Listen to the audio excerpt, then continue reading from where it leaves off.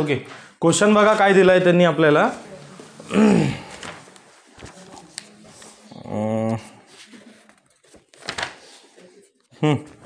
Question number 10 आणि 11चा doubt आहे ना, त्याच्या व्यतिरिक्त काहीच नाही आहे. Okay, y-4. क्वेश्चन नंबर 10 काय आहे बेटा, y-4 divided by 3 plus 3y is equal to 4. हा क्वेश्चन आहे, याच्यामध्ये डाऊट आहे तुम्हाला, बरोबर आहे की नाही.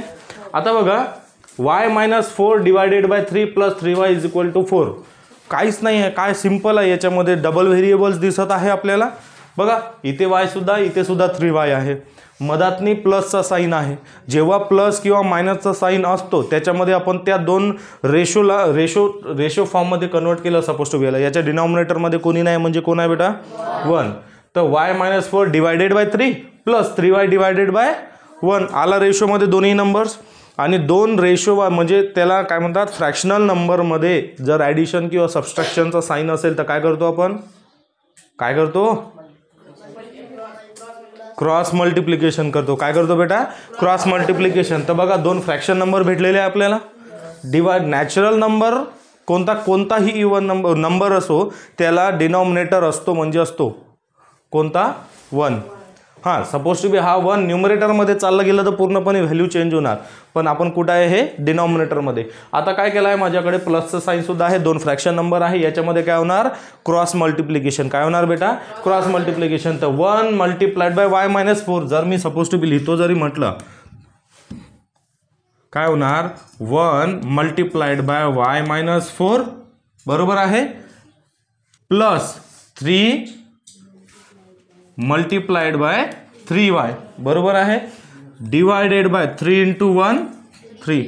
इथपर्यंत क्लिअर आहे सगळ्यांना, समजलं काय केलं आहे मी. 1 multiplied by y-4 3 multiplied by 3y divided by 3 1 जा 3. याला अजून सिंपल फॉर्ममध्ये लिहितो. काय होणार, 1 मल्टिप्लाइड बाय y म्हणजे y मायनस 1 मल्टिप्लाइड बाय 4 म्हणजे 4 प्लस 3 मल्टिप्लाइड बाय 3y म्हणजे 3 3 जा 9y डिवायडेड बाय 3. इथपर्यंत क्लिअर आहे सगळ्यांना, इथपर्यंत क्लिअर आहे सगळ्यांना. आता याच्या इज इक्वल टूला 4 आहे हे विसरू नका बरं. ओके, इज इक्वल टूला याच्या कोण आहे बेटा, 4 आहे. Okay, is equal to 4. इथपर्यंत समजलं, इथपर्यंत क्लिअर आहे सगळ्यांना. आता मला हा डिवायडेशनमधल्या 3 सोबत काही ना काही व्हॅल्युएशन करावं लागेल, जेणेकरून मला एक सिम्पल इक्वेशन भेटणार आणि ज्याच्यावरून मी y ची व्हॅल्यू काढू शकणार, बरोबर आहे की नाही. तर हा डिवायडेड बाय 3 आहे, याला इज इक्वल टूच्या या साईडला शिफ्ट केलं तर काय होणार, मल्टिप्लाइड बाय 3. ॲक्च्युअलमध्ये आपण ते शिफ्ट करत आहे का नाही, काय करतो, मल्टिप्लाइंग बोथ साईड बाय 3 असंच करतो ना, मल्टिप्लाइंग बोथ साईड बाय 3. बघा मल्टिप्लाइंग बोथ साईड बाय 3 ॲक्च्युअलमध्ये असा आहे तो. म्हणजेच की काय होणार मग, काय होणार मग, काय होणार मग, y-4 plus 9y y-4 plus 9y divided by 3 already आहे आणि आपल्याला मल्टिप्लाइड बाय 3 बोथ साईड करायचं आहे, तर हे मल्टिप्लाइड बाय 3 बरोबर आहे की नाही. त्याच्यानंतर इज इक्वल टू 4 आहे, is equal to 4 multiplied by 3 बरोबर आहे की नाही. मग काय करणार आपण, 3 3 गेट कॅन्सल. म्हणूनच आपण काय म्हणतो डायरेक्टली 3 या साईडला आहे, इकडे शिफ्ट केला तो मल्टिप्लाइड बाय 3. ॲक्च्युअलमध्ये अशा प्रकारे प्रोसेस होते, आठवण आहे ना. ओके, तर माझ्याकडे काय राहिला आहे आता, काय राहिला आहे बघा, y-4 plus 9y is equal to 4 3 12 4 3 जा 12. समजत आहे का बेटा, कन्फ्युजन होत आहे का नाही. आता बघा, आता काय करता येईल मला, बघा बरं, इथे प्लस y आहे, इथे प्लस y आहे, काय होणार,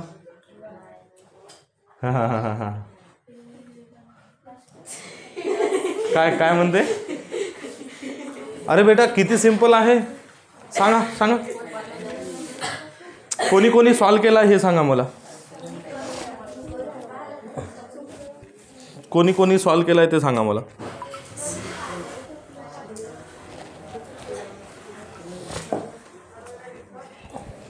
अरे बेटा सिंपल आहे. व्हेरिएबलला आपण ॲड किंवा सबस्ट्रॅक्ट जे काही आपल्या त्या सिग्नेचर दिलेले आहे, साईन दिलेले आहे त्याच्यानुसार करतो आणि हे प्लस जे आहेत त्याला शिफ्ट करणार.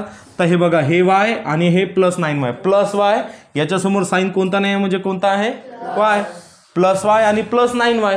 वाय प्लस 9y किती झाले 10y. किती झाले बेटा 10y. -4 आहे, -4 एक स्टेप वाढवून देऊ आपण. ठीक आहे, समजलं का y plus 9y that is 10y -4 जसंच्या तसं इज इक्वल टू 12. इथपर्यंत क्लिअर आहे.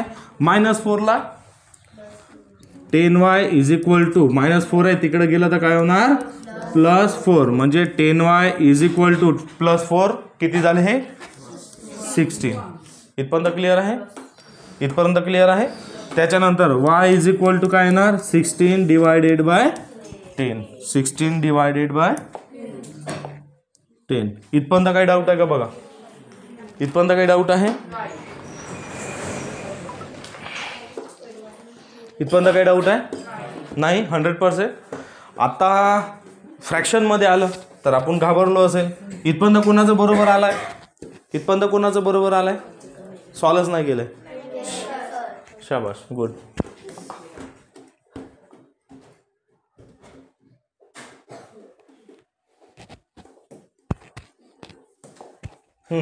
बघा इकडे लक्ष द्या, बसणार इथे.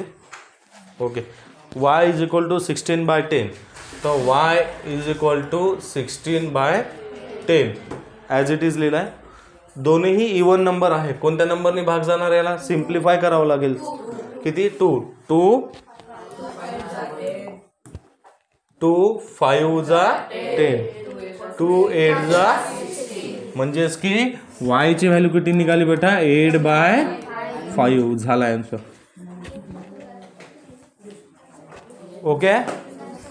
ओके आहे. समजलं का इथपर्यंत. नक्की काही डाऊट नाही आहे. चला शाबाश. नेक्स्ट समजवण्याची आवश्यकता आहे का 11. यस, ठीक आहे. हे एवढं लिहून घ्या पहिले.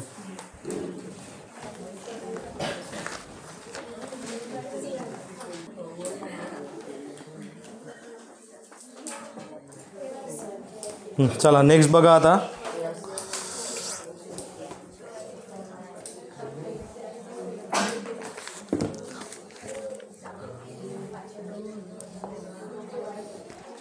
Question number 11.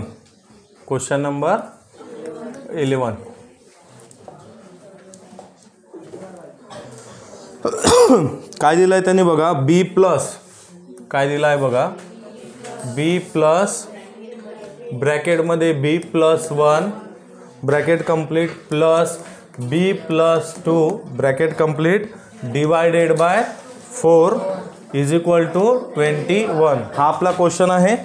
ओके, हा क्वेश्चन आहे. ओके, थोडंसं किचकट आहे, जास्त काही नाही आहे याच्यामध्ये दिलेलं बघा. b प्लस ब्रॅकेटमध्ये b+1 in second bracket b+2 divided by 4 is equal to 21.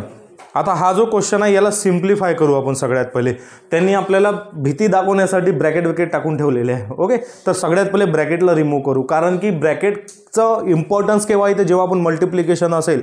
तर इथे सगळे ॲडिशनच आहे. तर चला काय करू आपण याला अरेंजमेंट करायची. b+1 plus b+2 divided by 4 is equal to 21. इथपर्यंत क्लिअर आहे सगळ्यांना. काहीच नाही केलं मी, फक्त त्याचं काय केलं आहे ब्रॅकेट रिमूव्ह केलं आहे.